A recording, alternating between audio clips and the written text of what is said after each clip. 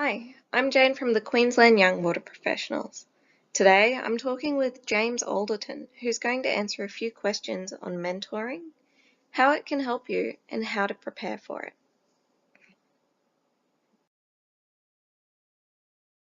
So first up, what is mentoring? How is it different from coaching?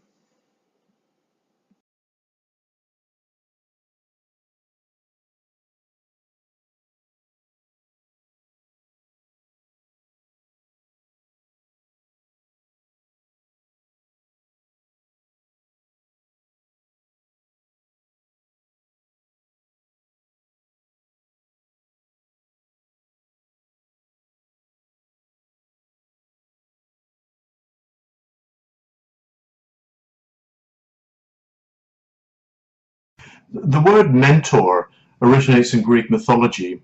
When Odysseus, the king of Ithaca, left to fight the Trojan Wars, he left his son Telemachus in the hands of his old friend Mentor.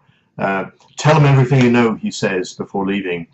So a mentor is typically an older person, more experienced, more knowledgeable than you in your industry and profession, who's willing to share their knowledge, their wisdom, their insights with you in a relationship of trust. A coach, on the other hand, is a person who instructs or coaches another person in a particular skill or capability. That person does not need to have knowledge of the subject at hand, just the skills in how to unlock a person's potential and help them develop that personal ownership and responsibility for improving their performance.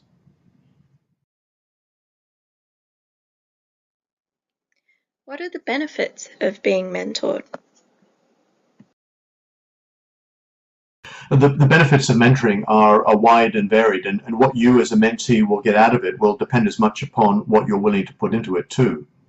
But having an adult relationship with someone who is older, more experienced than you, who is willing to share their knowledge, their skills, and their experience in a relationship of trust can be a huge advantage to you in your career. That person with their knowledge of the industry and your profession can help you gain clarity around your career goals, to help you to identify, anticipate, and plan for some of the challenges that might come up along the way. Having that mentoring relationship also creates a safe and non-threatening environment in which you can test your ideas, your opinions, your views with somebody. And in doing so, help you to develop not just competence, but also the confidence to think for yourself, to have the courage, the confidence to act on your ideas. Those are some of the benefits of what you can expect from a mentoring relationship. Finally, how should a mentee prepare for the mentoring relationship? Now, how should you prepare in order to get the best out of the mentoring relationship? Firstly, try and identify what the key development areas are that you would like the mentoring to focus on. Is it going to be on career planning? Is it on the everyday challenges that come up in your work environment, in your job? Or could it be some other areas of development that you'd like the mentoring period to primarily focus on? But for each of those development areas, what is or are the goals that you would like to accomplish within that 6-month period?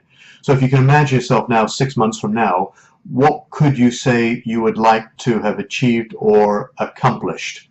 And be as clear as you can about these goals, and if possible to write them down.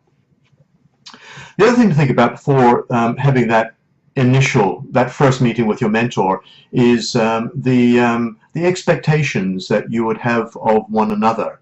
Expectations in terms of how long each meeting will be, how frequently you'll meet, where the meeting will take place.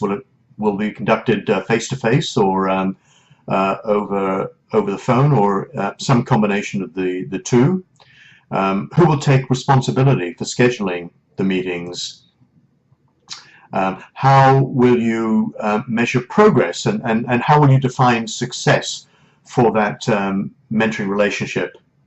Other considerations, other things to think about would be to confirm the standards of behavior that you would expect of one another, to approach the relationship with openness, with that willingness to share confidences and to hold confidential information that you exchange with one another in trust. Those would be some of the things that you should be thinking about before your first meeting.